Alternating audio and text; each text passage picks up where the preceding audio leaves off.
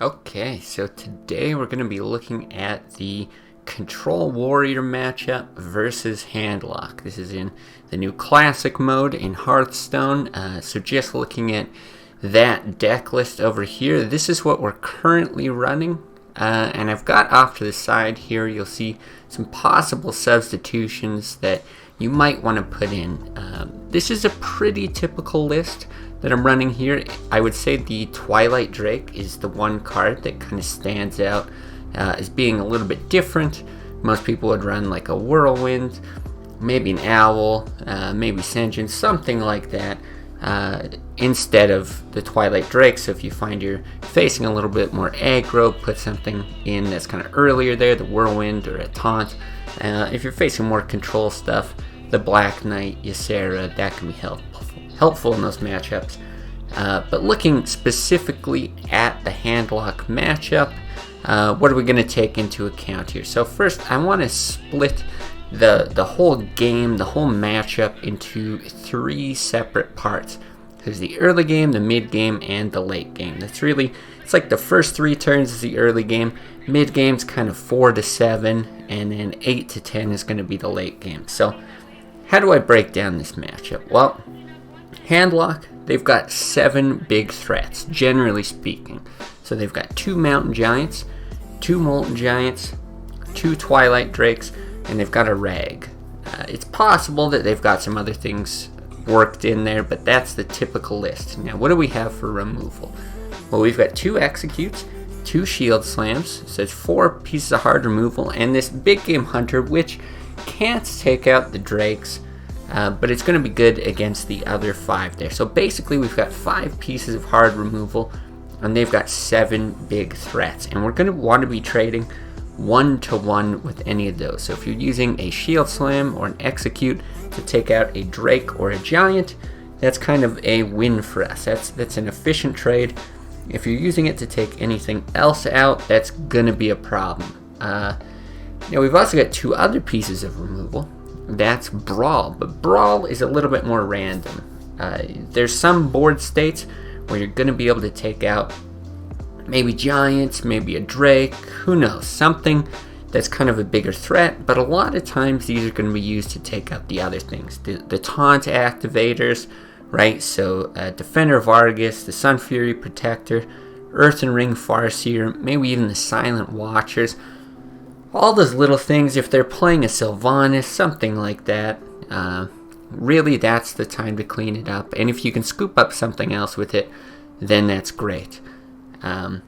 So while we're doing that kind of efficient trading back and forth, then in the end game, we're going to be trying to minimize the chance that they get their Molten Giants out, right? Make sure that they're not too damaged, but still make sure that they're injured enough that we can burst them down using a Grommash. Usually you're going to Taskmaster your Grommash and maybe a Weapon Swing. So let's break it down into the stages, what it's going to look like. So the early game, the first few turns, what's really, really important and what a lot of people make mistakes with is this part, because if you make mistakes in the early game, it's going to carry on to the late game.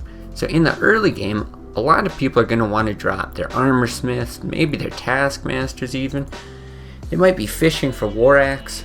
What you really want to do is just armor up. Just use your hero power as much as possible, gain as much armor as you can, and in the mulligans, you're going to want to be looking for Shield Slams and Executes. Okay? The reason being that these are effective both against Zoo and against Handlock, right? Against Zoo, you can armor up and you can Shield Slam in the same turn, a Knife Juggler or some other 3-2, right? Shattered Sun Cleric, something like that.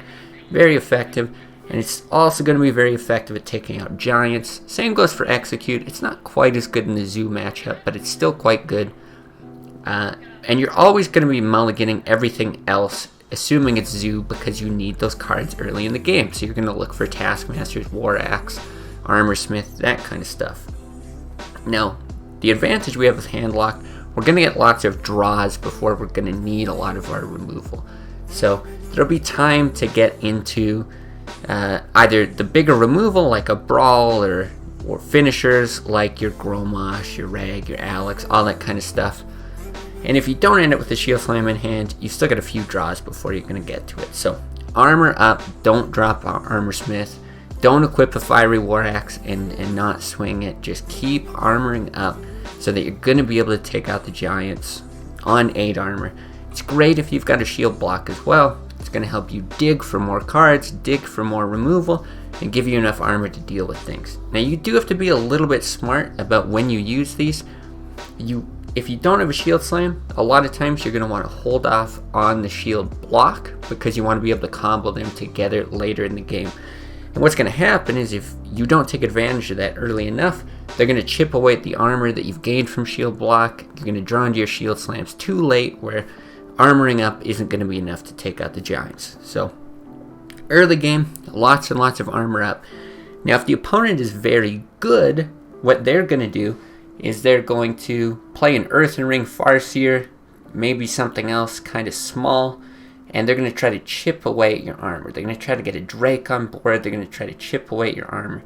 In those cases, you are going to need a Fiery War Axe or a Slam or something to deal with whatever's on the board. You're going to have to make sure that they don't knock down all the armor that you're working so hard to build up. Going into the mid game, that's where they're playing Mountain Giants, that's where they're playing Drakes, maybe some Taunt Givers.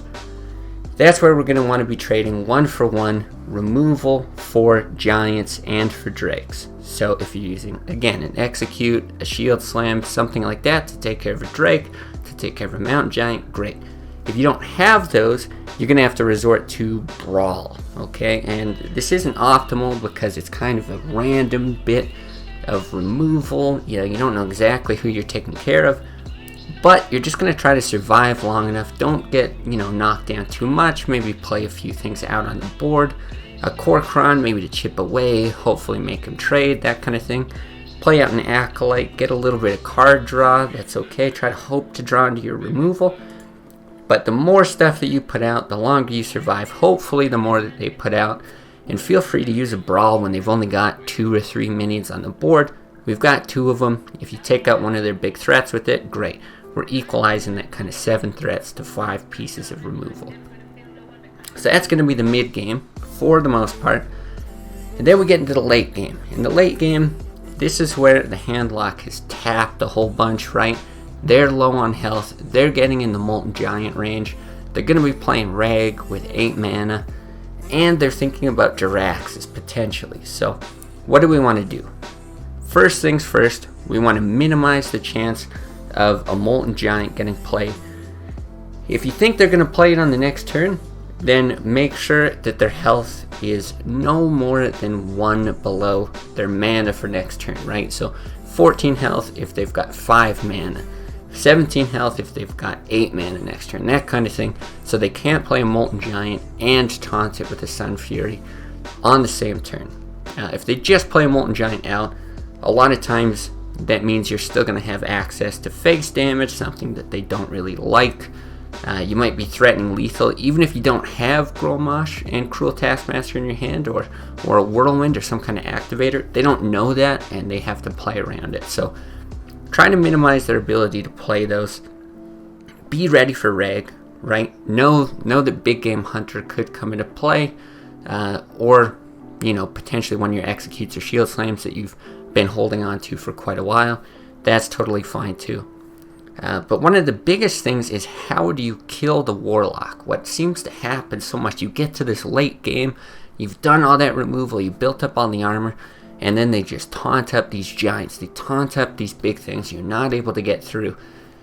I think the key piece that's missing a lot of the time is how you plan to win the game, how you plan to burst them down. So usually you're going to win Grolmash, Taskmaster, 12 damage. That's enough because we've chipped away at everything, right? You can Alex, then maybe you end up hitting with something that you've got on the board, maybe it's a Korkron, and after that you can use this as a finisher. Well, if you've got a Warlock down to 12, there's a good chance they're playing out their Molten Giants, which we don't like, and then they're just going to be able to taunt them, and so you can't actually get your finishing damage through. So what you want to do is you want to equip a weapon and hold it. If you've got a War Axe or a damaged Gore Howl or something, anything That's threatening 3 damage. On top of Grommash, which will be 12 with a Taskmaster, which again you want to hold on to, it's 15 damage. Why is 15 damage so important? Well, for starters, it's difficult for them to actually play out Moltens and taunt them, right? It's going to be 5. It's 4 for an Argus, another 2 for a Sun Fury. Maybe they can do it. But the biggest thing is that Jaraxxus has 15 health. It means he cannot play Jaraxxus. If you're threatening 15 damage, if you've dealt with his big threats, that means that he doesn't have taunts up. He cannot play Jaraxxus. If you lower him to below that and he plays Jaraxxus and he's got a taunt, you're probably dead. Spamming out the 6/6s every turn, you can't really deal with it. So do your best to threaten 15 damage at all times, even if you don't have Grommash, right? Even if you don't have this as a finisher, he doesn't know it, he's got to play around it, and just keep trading efficiently, right? Removal against his big guys again and again and again, till you've got that 15, and he doesn't have a taunt, and then burst him down from here. So with that, I'm going to show you one game that I played, just my general streaming, that kind of gives a good idea of what the matchup looks like. Control Warrior facing Handlock. If that one game doesn't do it for you, feel free to dig through all my earlier VODs. There's lots of games that I've played against Handlock, some that I'm not so lucky with, that I didn't do so well, but hopefully this gives you a good idea of how to handle the matchup in Classic going forward.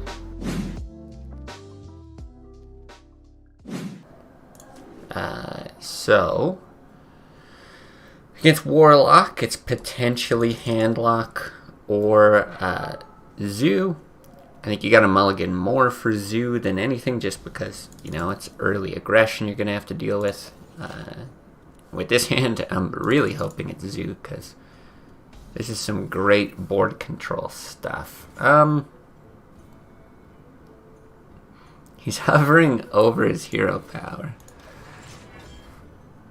I have to imagine it's Handlock.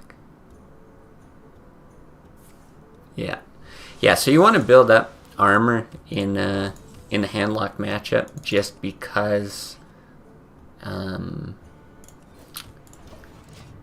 it's really going to help with your shield slams. And with shield slam, even though we don't have it, that's what you're going to use to take care of potentially drakes, I suppose, but usually giants at BGH is actually very helpful. And so a lot of times you're going to want a hero power instead of dropping other stuff, just because you want to kind of accumulate that. Now if he hits us, we just lose it. This is actually quite tough. I'm going to drop a Kor'kron and go face. It's going to likely force him to trade. It's going to preserve our 4 armor. And then, who knows, maybe we just keep that for a bit longer. So it's a question if we want a shield slam or not. BGH is going to deal with one of the giants.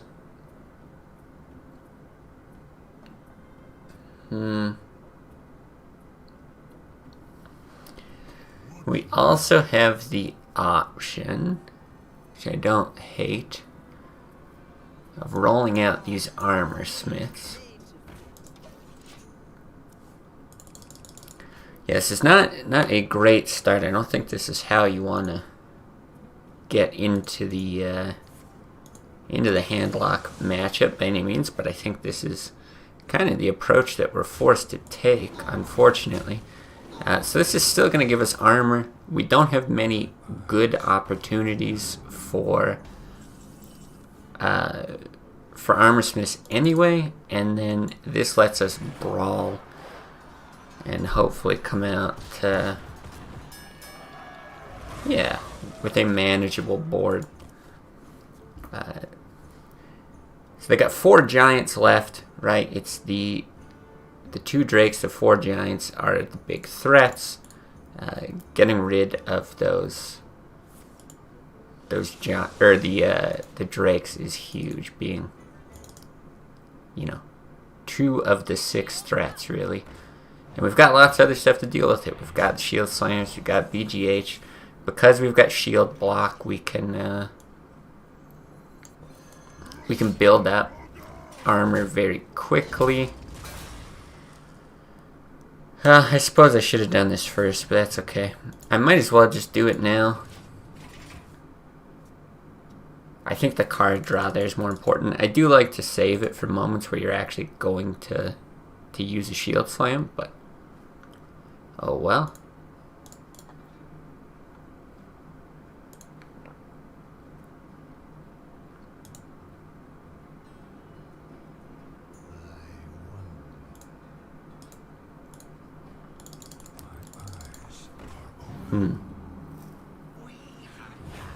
Very interesting. So he's gonna be kind of digging there.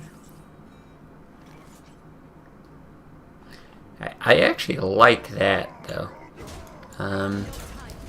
He is kind of wearing away at our armor, which I'm not a fan of. But this gives us good board presence. It's not easy to just drop a giant into it. If he siphon souls, taking one of those is not like huge for us, but yeah, it's a nice little swing.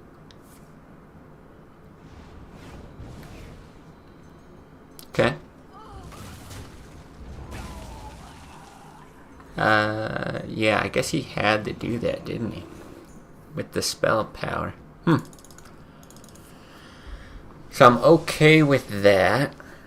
We can BGH and Alexstrasza later. This does give us an opportunity to build up our armor, so we could take out a giant with our shield slam.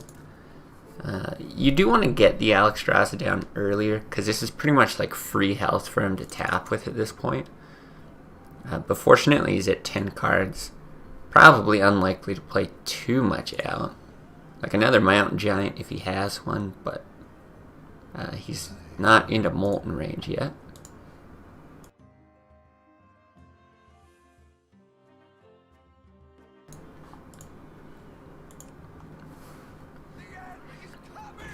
Interesting. Well, that puts him at 10. Wow. Double Doomsayer. I mean, we could deal with it with, like, you know, Whirlwind double execute or something, but honestly, maybe we shouldn't have even swung there. Yeah, we really don't care about losing BGH. Prevents us from playing Alexstrasza, okay. And that's why I was thinking maybe shouldn't swing, because now he's going to play his Moltens out. But I kind of would prefer he gets the Moltens out, and then we could start shield slamming, things like that. Do we want to Whirlwind or Taskmaster? I like the Taskmaster better. Let's do that. This way we've just got something on the board. Use the shield slam before it's useless. And now we've just got one more Molten Giant that we've got to contend with. He's potentially got like a Rag or something, and Jiraxis. So those are his big threats. And we're set up okay to deal with them.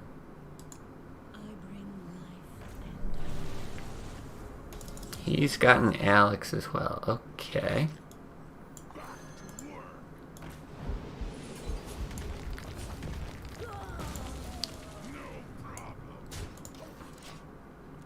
I'm not too worried about lowering this to make the Molten Giants cost less. Even if it's 3, it's like he's still not playing Jiraxis. He's still not right. He's still not dropping like a Ragnaros. No other huge threats with it. Some of these lists I suppose run like a Sylvanas, so maybe he's in range of that. But this does instead open me up to if I could get Grommash on my next draw and he doesn't have any taunts or something, then I'm in that lethal range.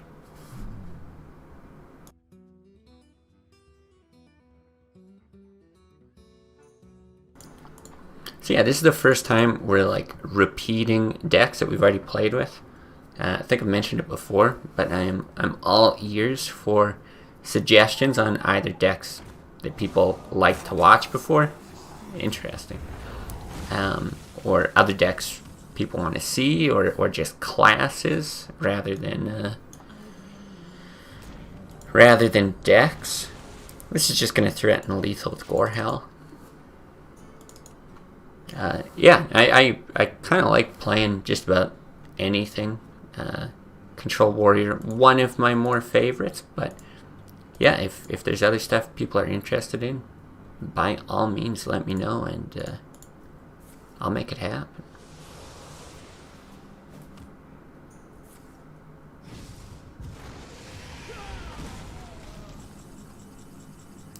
Interesting. Well, it certainly doesn't seem bad. Again, lower the Molten Giant cost. I'm gonna guess he just doesn't have it unless he just drew into it here. Because I would have thought it was worth playing on a previous turn for sure.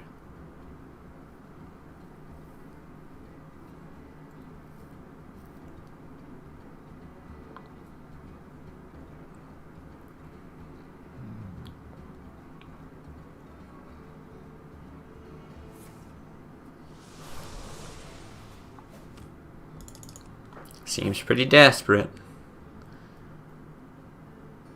Is that your free Molten Giant? Nope. We've actually got some interesting opportunities here with Ironbeak silencing our Ragnaros. Something a lot of people who played before probably know about this kind of thing. But for example here, like, you're not guaranteed to win, right? You equip Gorehell, you swing at this, okay, but hope you hit the 50-50 or whatever. But you can actually silence Ragnaros so that you can attack with him, right? Because his text is that he can't attack.